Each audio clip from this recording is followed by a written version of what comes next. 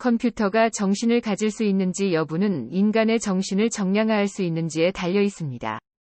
1950년 영국의 유명한 컴퓨터 과학자 앨런 튜링은 컴퓨터의 지능을 측정하는 테스트를 제안했습니다. 그 내용은 기계와 소통하는 인간이 상대가 기계인 것을 알 수 없다면 기계는 테스트를 통과하는 것입니다.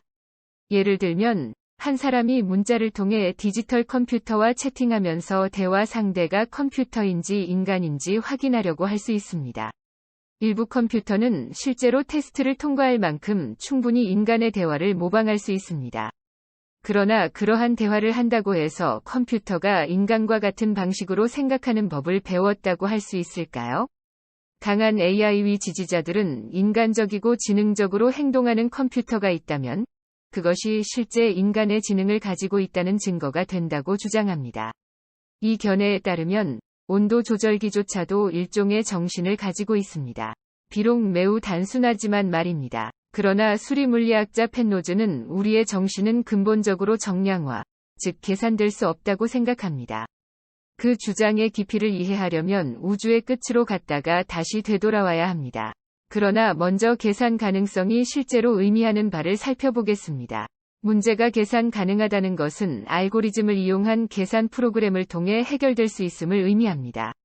알고리즘은 컴퓨터에 수행할 작업을 지시하는 일련의 단계별 지침입니다.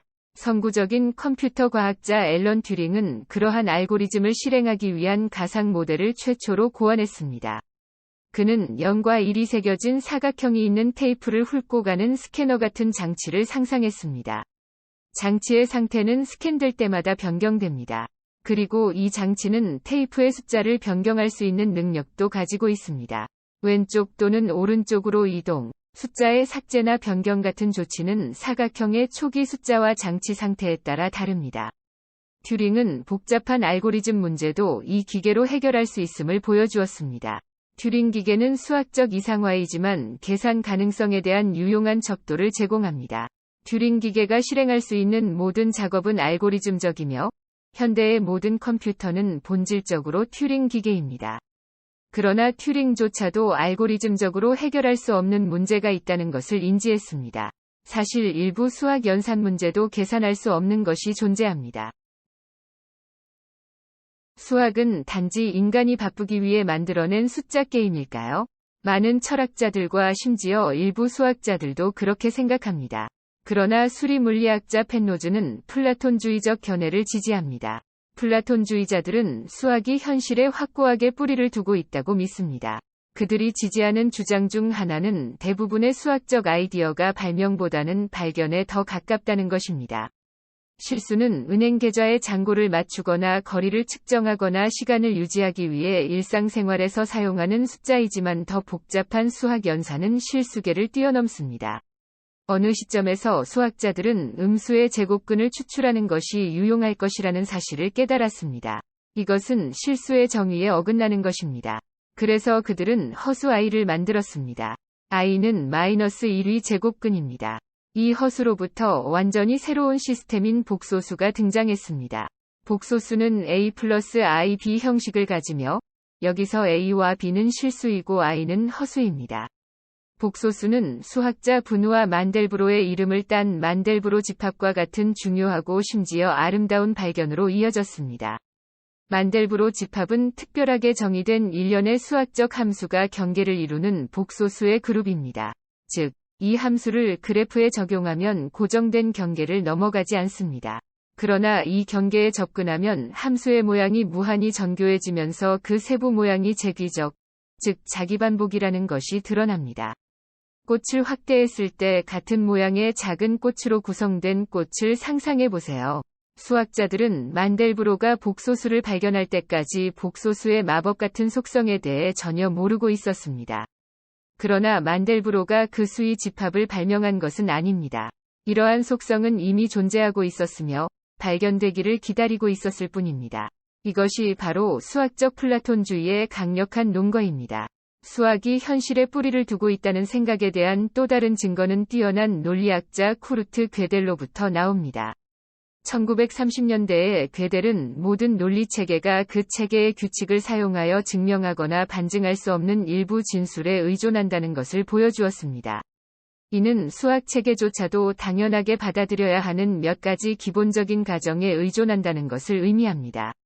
이를 불완전성 정리라고 합니다. 펜노즈에게 괴델의 불완전성 정리는 우리가 논리만으로는 포착할 수 없는 신이 주신 수학의 진리가 있음을 보여줍니다. 이것은 알고리즘과 같은 순전히 논리적인 체계가 모든 현실은 물론 모든 수학을 담아내지 못하는 이유를 설명할 수 있습니다. 예를 들어, 현재까지 어떤 알고리즘도 만델브로 집합을 무한하게 세부적인 그래프로 표현할 수 없습니다. 현대과학이 도래하기 이전에 고대 그리스인들은 물체의 기하학에 관한 꽤 좋은 이론을 제시했습니다. 그러나 17세기에 갈릴레오가 중력과 에너지에 대해 생각하고 나서야 우리는 세상을 지배하는 원리를 진정으로 이해하기 시작했습니다. 그 후 아이작 뉴턴은 갈릴레오의 아이디어를 세 가지 필수 운동 법칙에 적용했습니다. 첫 번째는 물체는 외부 힘이 작용하지 않는 한 계속 정지해 있거나 움직인다는 것입니다. 두 번째는 물체의 운동 중 물체의 변화는 작용하는 외부 힘에 비례한다는 것입니다. 마지막 운동의 세 번째 법칙은 두 물체가 서로에게 가하는 힘은 항상 같다는 것입니다. 뉴턴은 1687년에 걸작 자연 철학의 수학적 원리에서 몇 가지 기본 수학적 원리만 있으면 현실 세계의 사물이 어떻게 작동할지 예측할 수 있다는 주장을 확고히 했습니다. 이 기본 체계에서 고전 물리학의 다른 모든 주요 이론이 발전했습니다. 19세기 제임스 맥스웰은 빛뿐만 아니라 전기장과 자기장의 작용을 뒷받침하는 몇 가지 방정식을 제시했습니다. 이러한 맥스웰 방정식은 라디오, 전기 모터 및 무선 통신과 같은 현대 기술의 발전에 매우 중요한 역할을 했습니다. 게다가 빛의 속도는 고정되어 있다는 맥스웰의 주장은 아인슈타인이 특수 상대성 이론을 발전시킨 계기가 되었습니다. 아인슈타인은 빛의 속도가 고정되어 있다면 공간과 시간에 대한 우리의 측정은 실제로 상대적이어야 한다는 것을 보여주었습니다. 즉, 거리와 시간에 대한 우리의 경험은 우주에서 우리가 우리 자신을 찾는 위치와 우리가 얼마나 빨리 움직이는지에 대해 상대적이어야 합니다. 이것을 이해하기 위해 쌍둥이 형제를 상상해 보겠습니다. 쌍둥이 중 동생은 우주선을 타고 광 속에 가까운 속도로 먼 별까지 여행하고 형은 지구에 남아 있습니다. 상대성 이론에 따르면 광 속으로 우주 여행을 했던 동생은 지구로 돌아왔을 때 여전히 젊지만 그의 형은 노인이 되어 있습니다. 차후에 아인슈타인은 이 이론을 가속도 외에 중력이 시공간에 미치는 영향도 고려하는 일반 상대성 이론으로 확장했습니다. 이 모든 이론은 우주에 대한 우리의 이해를 크게 향상시켰습니다. 검증된 고전 물리학 이론은 훌륭합니다. 뛰어난 물리학 이론은 많은 것을 정확하게 설명합니다. 그것은 또한 아름다움과 단순함도 지니고 있습니다. 예를 들어, 뉴턴의 세 가지 운동 법칙은 물체가 지구에서 어떻게 작용하는지 명쾌하게 설명하고 상대적으로 정확하게 멀리 떨어진 별의 움직임도 예측합니다. 그리고 그 토대 위에서 아인슈타인의 상대성 이론이 그 정확도를 개선했습니다. 뉴턴과 아인슈타인의 이론은 우리의 관찰에 의해 계속해서 검증되고 있습니다. 대부분의 현대 물리학 이론은 뛰어난 수준에 도달하지 못했으며 그중 일부는 잠정적입니다. 그러나 빅뱅 이론과 같이 검증이 되지 못하는 이론들도 세상에 대한 우리의 이해에 도움이 되기 때문에 널리 알려져 있습니다. 때가 되면 물리학자들은 많은 새로운 이론에 대한 반증을 찾거나 사물의 존재 이유에 대한 명쾌한 설명을 제시할 수 있을 것입니다. 물론 그렇다 해도 고전적인 이론은 여전히 남아 우리에게 세상에 대한 명확한 관점을 제시합니다. 고전 물리학이 우리에게 가르쳐준 것을 간단히 요약해 보겠습니다. 첫째, 고전 물리학은 모든 물리학이 적용되는 다차원적 영역인 시공간의 개념을 제시했습니다. 이 영역에서 물리적 물체는 정확한 수학적 법칙에 따라 움직입니다. 물체에는 입자뿐만 아니라 전자기장이나 중력장과 같은 장도 포함됩니다. 고전 물리학은 주어진 시간의 물리적 물체의 질량, 위치 및 속도를 알면 이후 모든 시간에 대한 질량, 위치 및 속도를 알아낼 수 있다는 것을 가르쳐줍니다. 미래에 일어날 모든 일은 과거에 의해 확정된 것처럼 보입니다. 이 아이디어가 결정론 철학의 핵심입니다. 고전 물리학의 모든 뛰어난 이론은 우리를 결정론적 세계관으로 인도합니다. 인간의 정신에 미치는 이러한 영향력은 상당히 우울합니다. 일어나는 모든 일이 단순한 물리적 반응으로 이미 결정되어 있다면 어떻게 자유의지를 가질 수 있겠습니까? 게다가 우리의 두뇌가 몇 가지 간단한 물리적 원리에 따라 행동한다면 전선과 전극을 사용하여 이러한 행동을 시뮬레이션하는 것은 쉬울 것이라고 가정하기 쉽습니다. 그러나 인간의 정신이 완전히 결정적이라고 해도 계산 가능하다는 의미는 아니라는 것이 중요합니다. 예를 들어 함수적으로 계산할 수 없을 정도로 복잡하지만 완전히 결정적인 세상을 상상할 수는 있습니다. 그리고 운이 좋게도 결정론은 아직 끝난 것이 아닙니다.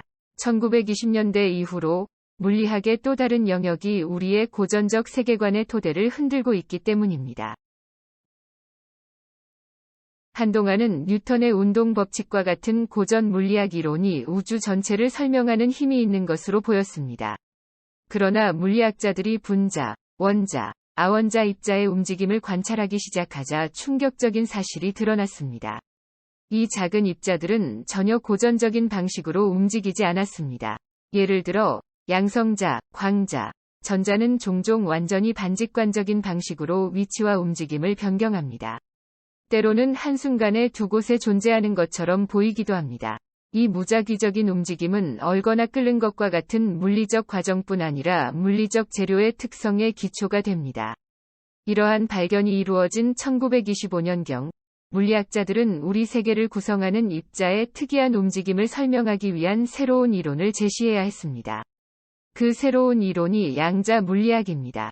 양자 물리학에서 가장 유명한 실험 중 하나는 이중 슬릿 실험입니다. 이 실험에서 광자라고 하는 양자 입자는 두 개의 좁은 슬릿이 있는 벽을 통해 뒤의 스크린에 발사됩니다. 광자는 입자로 간주되지만 슬릿을 통과할 때는 파동처럼 움직입니다.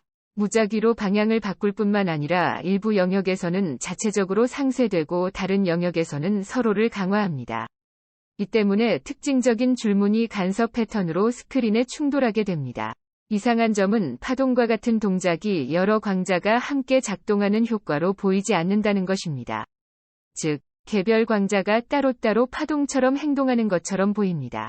슬릿이 하나만 열리면 광자는 벽의 구멍을 통해 테니스공처럼 통과합니다.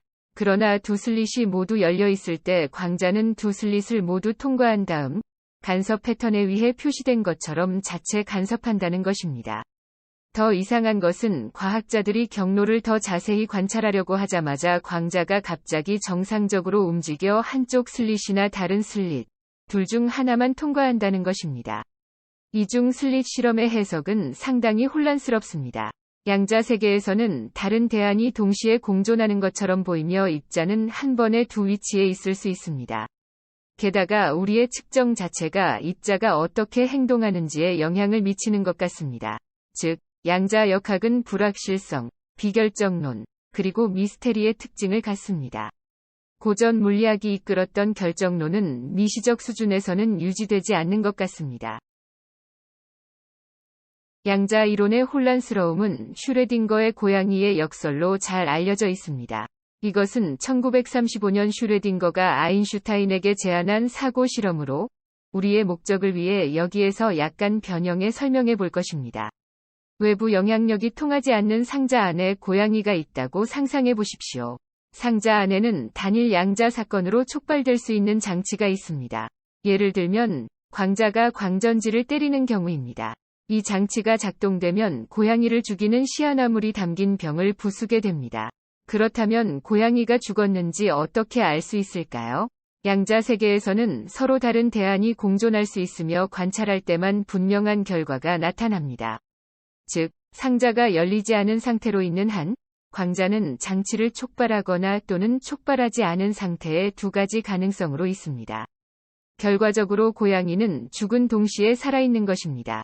이 사고 실험을 통해 슈레딩거는 양자 역학의 비결정론이 고양이와 같은 큰 물리적 물체에 적용되어서는 안 된다는 것을 보여주고 싶었습니다. 양자 수준에서는 양자 중첩의 그물에서 다른 대안과 공존하는 것이 가능합니다. 그러나 거시적 수준의 실제 세계에서는 고양이가 죽거나 살아있다는 한 가지 대안만이 항상 성립합니다. 과학자들은 불확실한 양자 상태를 정의하기 위해 다양한 수학적 방법을 생각해냈습니다. 이들 중 가장 중요한 두 가지가 R과 U입니다. R은 단일 양자 입자의 양자 위치를 설명하는 벡터입니다. 입자는 본질적으로 한 번에 어디에나 있을 수 있기 때문에 여기서 비결정론이 작용합니다. U는 단일 변환을 나타내며 시스템의 상태를 시스템의 에너지와 연결하여 시간에 따른 양자 시스템의 변화를 설명합니다. 과학자들은 양자 시스템에서 가능한 다양한 대안마다 가중치를 할당하고 이것은 시스템이 어떻게 작동할지에 대한 확률적 모형을 제시합니다. R과 U가 함께 작동하는 방식에 대해서는 여전히 많은 논쟁이 있습니다. 수리물리학자인 펜노즈는 이 미스터리를 푼다면 우리가 우주, 정신, 시간의 흐름을 이해하는데 더 가까이 다가갈 수 있을 거라고 생각합니다. 예를 들면, 그는 R이 기본적으로 시간 비대칭적이라고 생각합니다. 즉, 위치 계산은 시간의 한 방향으로만 작동합니다. 이것은 모든 고전 물리학 이론이 시간 대칭적이라는 점에서 중요한 차이점입니다. 원칙적으로는 시간의 역순으로 이 이론들을 사용하지 못할 것은 없습니다. 펜노즈는 R을 이해함으로써 시간의 신비를 풀 수 있을 것이라고 믿습니다. 양자 역학을 기준으로 생각해보면 우리의 정신은 고전적 세계관이 제시하는 결정적인 방식으로 작동하지 않을 가능성이 매우 높습니다. 우리의 뇌가 어떻게 작동하는지 자세히 살펴보겠습니다. 인간의 뇌는 엄청나게 복잡한 구조의 기관입니다. 가장 기본적인 수준에서 신호를 분류하고 전달하는 백색질의 넓은 내부 영역이 있고, 신호를 처리하는 회백질의 얇은 표면이 있습니다. 외부 표면은 대뇌 피질이라고 하며 높은 수준의 인식과 복잡한 계산이 일어나는 곳입니다. 인간의 대뇌 피질은 다른 동물보다 훨씬 두껍습니다. 피질의 각 부분은 저마다 정해진 작업을 수행합니다. 예를 들어, 뇌 뒤쪽의 시각 피질은 우리가 보는 것을 처리합니다. 시각뿐 아니라 다른 감각도 처리하는 뇌의 영역이 정해져 있습니다. 우리의 감각기관은 외부 세계에서 신호를 감지하고, 신경세포는 처리를 위해 이를 피질로 전달합니다. 마지막으로 모든 정보는 전두엽에서 종합 처리되는데, 이 영역은 계획을 세우고 실행을 담당하는 부분입니다. 즉, 전두엽은 근육에 신호를 보내 우리를 움직이게 할 수 있습니다. 또한 뇌는 뉴런이라는 특수 신경세포를 통해 신호를 전달합니다. 충분히 강한 신호가 뉴런에 도달하면 정기적으로 충전됩니다. 이 전하는 첫 번째 뉴런과 다음 뉴런을 연결하는 작은 틈새인 시냅스에 도달할 때까지 뉴런의 경로를 따라 이동합니다. 그리고 시냅스에 도달하면 첫 번째 뉴런은 다음 뉴런을 자극하거나 억제하는 특정 화학 물질을 방출합니다. 추상적인 수준에서 이것은 디지털 컴퓨터와 크게 다르지 않습니다. 즉, 입력 신호, 연결된 작은 장치에 의한 정보 처리, 마지막으로 출력 신호를 내보내는 처리 과정은 같습니다. 또한 뉴런은 전부 아니면 전무 원칙을 통해 신호를 전송합니다. 즉, 발화되거나 하지 않습니다.